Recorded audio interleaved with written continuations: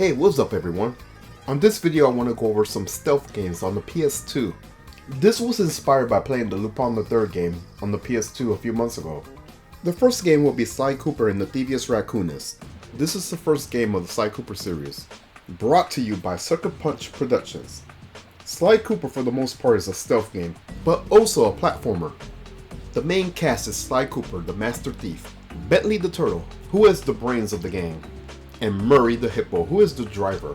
Together they track down the Fiendish Five, who each took pages from the Thievius Raccoonus.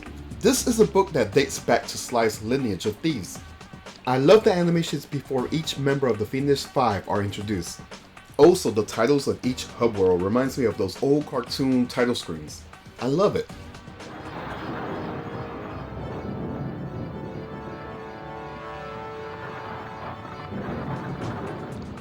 Each Fiendish Five member has their own hub world. After you completed the levels, you will finally be able to take on each boss. Each one is a unique encounter. I should also note that platforming is not the only thing you do in this game. No, there are some twin shooter parts. Some parts where you have to race your way for victory.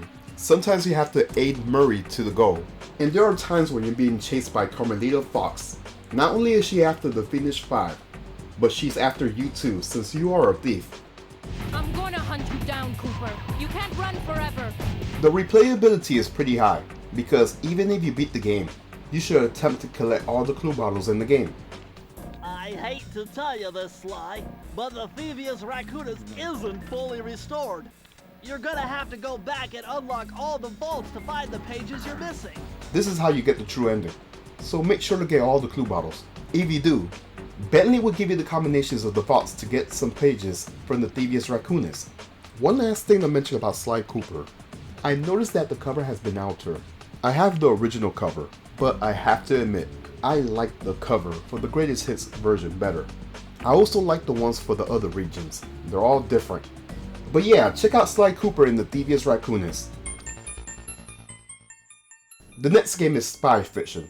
This is brought to you by Access Game and Sammy Studio. I think this game is quite ambitious. You play as either Billy Bishop or Sheila Crawford, both are spy agents. This game has some cool mechanics with the gadgets it has for the characters. You have this camera which you take pictures of people and use their likenesses as disguises.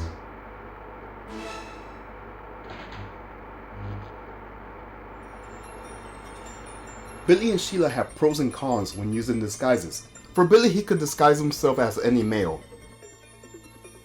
And Sheila, she could disguise herself as any gender, but her voice won't change with the male disguises. Now, the thing is, you don't have to fight anyone in the game. You could just stealth your way through. You're probably going to have to fight your way through and hide until things die down. Now, the characters have some cool things going for them. Like, you could cloak yourself while hiding and climb above enemies. Now, I have to mention that this game is directed by Swery. And before I say more about him, I should talk about Japanese video game directors that uses a lot of movie references in their games. The most popular one is Hideo Kojima, who is well known for the Metal Gear Solid franchise. But yeah, he would use likenesses from Lethal Weapon and Police Knock. Then there's Suda51, who is well known for the No More Heroes franchise. He will have some references to Takashi Miike, who is a well-known Japanese film director. And last but not least, Swery65, who is a huge fan of movies and having movie aspirations in his games. The most notorious one is Deadly Premonition, which is no doubt heavily inspired by Twin Peaks. The reason I bring this up is because Spy Fiction is no different. There's a part in the game that is detailed spot on to Mission Impossible. Oh boy. Our guy in the cutscene will walk us through. Kaysen designed the security system himself. It's state-of-the-art, deadly. There's no room for error. Kaysen installed infrared motion detectors. Laser beams respond instantly if they're interrupted. One touch, and you're busted. What? There are floor pressure detectors covering the entire floor. They detect a change in pressure of 0.025 grams. A single drop of water will set them off. Stay suspended. Don't touch the floor. Don't even breathe. Oh my gosh. Finally, the heat detectors, by far the most dangerous. To prevent the computer from overheating, the room is kept at a constant 62 degrees. Sensors react to a 1-degree change, but don't sweat it. You'll have help. Are you serious?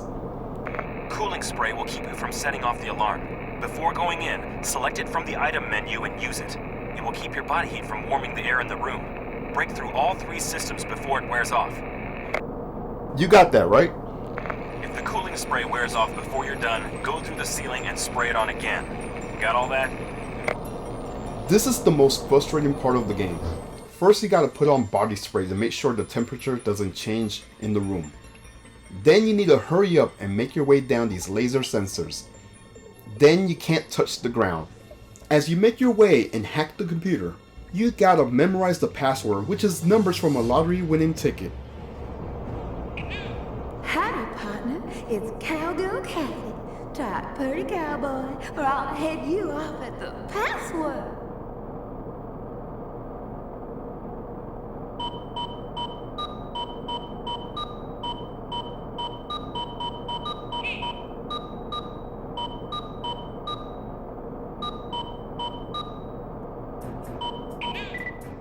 Once you're done, now you gotta make your way back. Ugh. I did not like this part at all. I mentioned Swery65 earlier, and fans of his work will most likely recognize a recurring character, Forrest Kaysen. Ah yes, he makes another appearance in this game. For those who don't know, his presence is in many of Swery's games, like Deadly Premonition, D4, and so on. Now look at this. Oh yeah.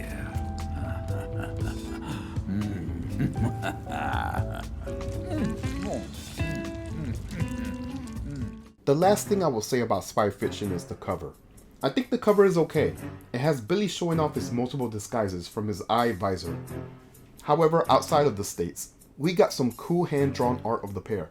It looks great, I really like it. That's all I have to say about Spy Fiction. The last game is Tenchu, Fatal Shadows. This is brought to you by Front Software and Sega. This is another entry of the Tenchu games. You play mainly as the 2 Kunoichis, Rin and Ayame. Just like Spy Fiction and Sly Cooper, Tenchu Fatal Shadows is all about stealth. However, the biggest highlight in the game is the kills. There's multiple ways to do stealth kills, and they feel great to execute. The main campaign is about Ayame coming to this destroyed ninja village. As she makes her way through, a young Kunoichi by the name of Rin encounters her. Rin thinks Ayame was involved in the murders, but there's more to the story. As you progress, you will switch between characters. Also, each chapter plays like an anime episode, with a prologue and a preview to the next chapter. Defeat, farewells. Gone are the days of laughter. There was no doubt in Rin's heart. Next on Tenchu Fatal Shadows, determination. Evil will perish in a flash of crimson. In between chapters, you can select what ninja tools to bring with you on your mission. That's all I have for the story mode. However, the game does feature a level select where you can replay the chapters. But the only difference now is that you can pick either character instead of the story related character. The game features a tutorial and is very helpful for beginners. There's also boss battles, which is to replay boss fights with either Rin or Ayame. The last feature will be the encyclopedia. It includes the records which has your ranking and the missions that you accomplish. This also includes the specials that you unlock when you progress in the game.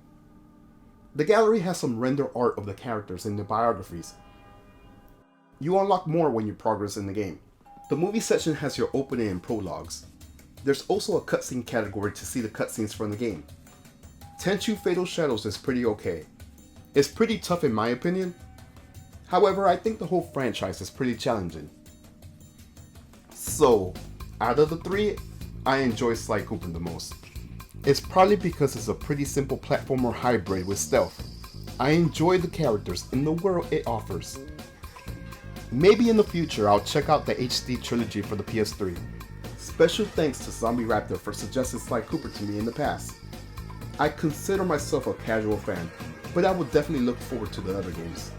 Spy Fiction is very ambitious, but man, this game could be frustrating with certain parts. And last but not least, Tenchu Fatal Shadows is quite enjoyable. I like the music and the stealth kills. I do look forward to streaming more Tenchu games for Ninja November, so be on the lookout for that. I hope you guys enjoy the video. I hope I spark an interest in some of these games. Have you played any of these games? And if you have, are you fans of some of these games? But yeah, feel free to leave your thoughts. Like, comment, and subscribe. And I am out. Peace.